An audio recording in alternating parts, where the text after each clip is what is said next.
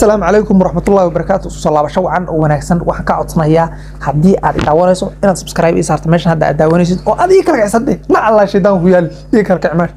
aad iyo aad ugu maasanta boqolkiiba waxaan rabaa inaan reaction ka bixiyo ama comment ka bixiyo hodan online oo bari bulshada xaqiiqdi ay u kala xidhan tahay si aan inaba caadi ahayn ba u kala xidhan tahay arwakaas adiga daawanay waa bentan no way ma dhigirta dad adana kama aqbalayid social media صاحب إلا حلي إلا شلي إلا ما أنت هذا أونلاين باي وكل حد نايب بينما ما ديك حفلة دي أراسك خمك لونك شذا والله مع عينته أو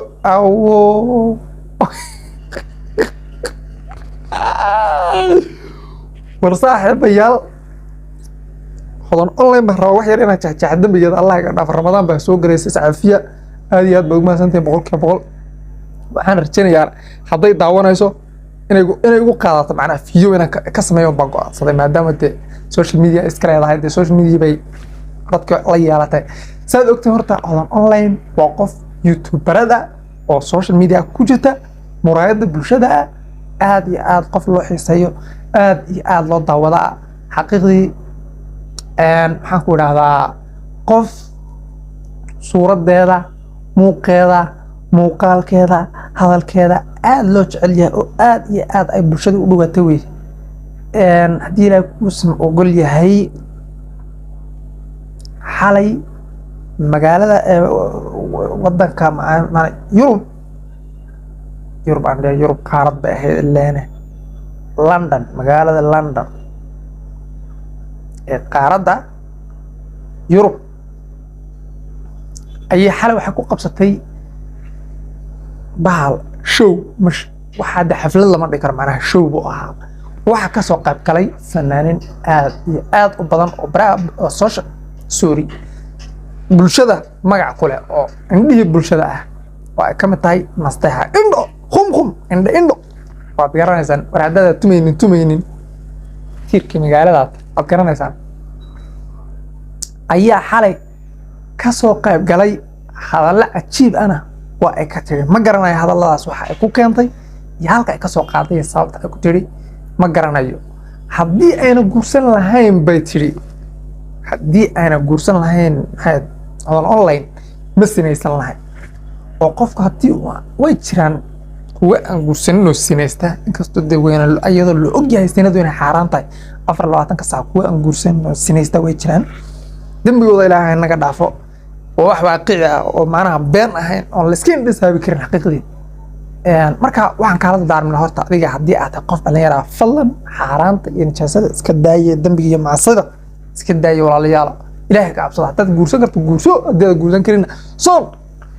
oo dambiga iska ilaaliya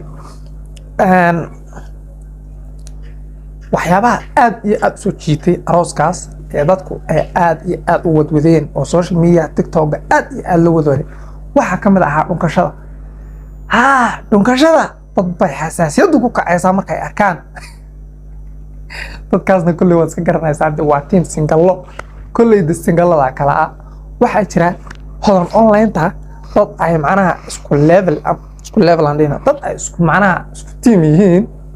oo singalnimada uga dhaxday macnaha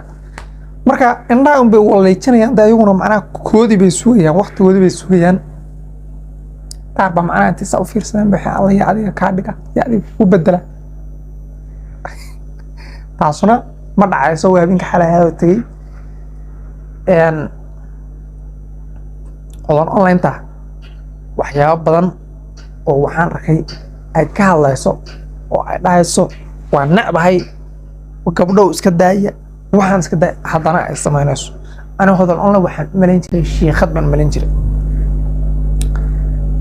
in ay samayso in isqaawiso ma fiicnaan haddii ay isqaawiso ninkeedu inuu ku dhawrto ma fiicnaan sababtoo ah gabdhaha waqtigan jooga waa iska ogtahay way iska jecel yihiin inay macnaha quruxdii waxyaabahan qurux aan baa iyagu qurux arkaan inkastoo laakiin qofku inuu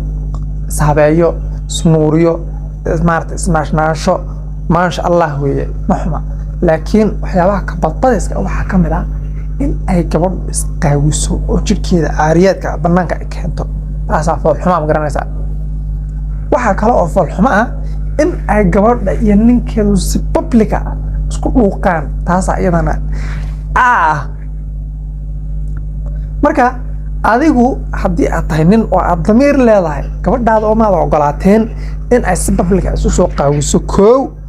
labo inaad si public ah u dhuuqdo oo aad bishamaha uga dhuuqdo bishamaha waxaa la yidhahdaa meelaha uu dareenku ka dhow yahay aad si public ah u dhuuqdo iyadoo weliba xaflad ay taho saa lagu wada eeganayo gabadha walaalkeed markuu arko muxuu dareemayaa xasaasiyad baa ku kacayso wuxuu dhahayaa eyga uu dhalay gabadha saa u dhunkanaya ama saa u dhuuqaya berri maalinku furo maalinka uu inta ku jirta ka soo daadin waayo maalinka uu 10 carruur ka dhil waayo xabad baan la tiigsanayaa gurigiisaba xabad baan la tiigsanayaa hadduu macnaha ka soo wada daadin waayo waxa ku jiro oo dhan sababta ay tahay inaad si public ah xaaskaaga aad ugu raacdo inaad soo qaadayso si public ah ugu dhunkato waxaas oo dhan waxay ka mid tahay waxyaabaha foolxumada haddayba inta isku raaceen oo xaaskiisa uu inta ku raacay maadaama ayadu gabadh ay tahay waxyaabaha iska jeceshahay farxadda waxaana iyada farxadeeda weeye macnaha way ku faraxsan tahay farxadda qaadaysa maadaama sangalnimada ka baxdo ilaahayna khayr bisi inuu u faanto macnaha naagaha kale ay ugu faanto cadowgeeda iska riixaysa marka in uu ku raaco ninkeeduna waxay sababi doontaa ama ay kalifi doontaa hadhow in uu ku raaco waxyaabo kale oo khaldan oo foolxun inuu ku raaco bay sababi doontaa waadna ogaan doontaan marka fadlan waxaan ku leeyahay haddii aad waxa xaaskaaga aad waxyaabo la arkahayo oo babliga oo foolxumo ah aad ku raacday hadhowna waxaad ku raaci doontaa waxyaabo khaldan oo foolxun oo caariyaada oo fuxsha oo bulshada ma fiicnayn ta kale waxaad ogeydeen macnaha hodan online wada waxyaabaan qarsoonayn weeye oo public ah hodan online macnaha ninkeedii hore waa u dhintay ilaahay u naxariisto